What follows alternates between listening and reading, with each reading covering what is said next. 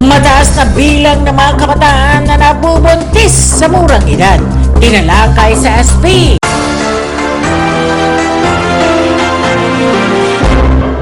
Ng pamahalaang panlalawigan sa pamamagitan ng Provincial Health Office ang kampanya upang maiwasan ang maagang pagbubuntis ng mga kabataan.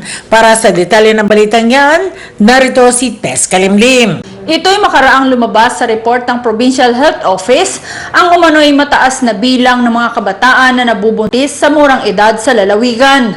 Humarap sa sesyon ng Sangguniang Panlalawigan si Dr. Rachel Jesmo ng Provincial Health Office upang isulong ang pagpapasa ng resolusyon hinggil sa Philippine Population and Development Plan of Action 2023 to 2028. Sa layuning matugunan ang mga hamon ng bilang ng populasyon sa lalawigan. Ayon kay Jesmo, dahil sa pagtaas ng kaso ng teenage pregnancy sa lalawigan, ay pinaigting ng Provincial Health Office ang kanilang Advocacy Campaign Reproductive Health Program para sa mga kabataan at Family Health Program. Dapat aniyang magkaroon ng kamulatan ang mga mamamayan sa usapin ng pagbubuntis sa murang edad sa kabila ng kakulangan ng mga kawani na magtatrabaho sa nabanggit na mga programa. Ito po yung plano ng Population Commission regarding po sa development ng populasyon sa atin. So,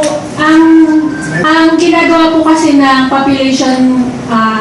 Commission on Population ay nagko-collaborate po sila sa mga LGU dahil tayo po ang implementors ng mga programs at ang gagawin po nila is in partnership with us. So sila po ang bibigay ng technical support, yung capability building at saka po ng mga tools. Tayo naman po ang mag-implement. Sumulat po sa atin ang Commission on Population na ina-encourage po ang province na magkaroon po tayo ng resolution, magpasa, expressing our support to PPD POA 2023 to 2028.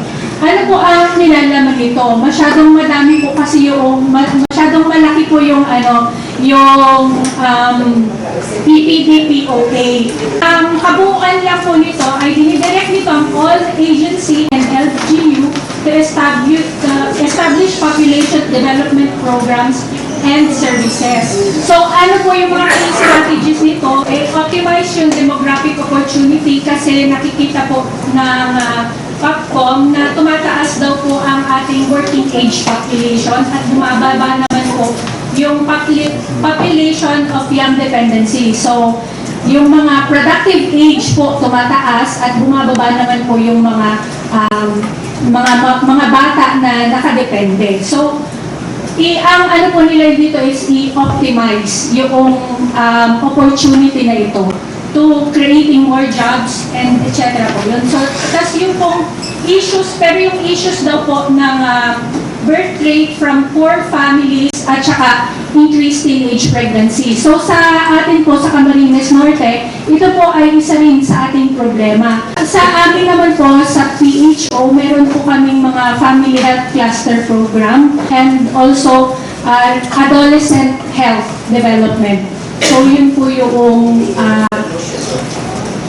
programs ng health regarding sa population.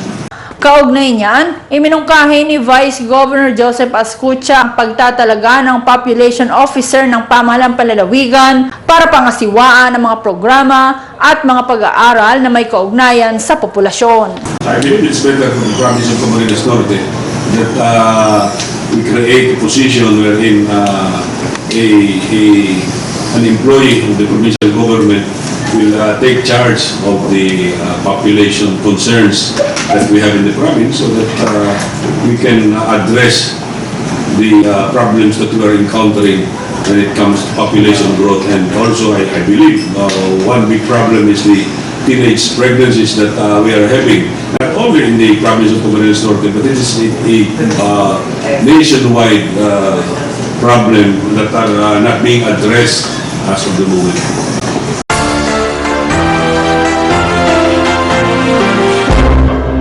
Binigyang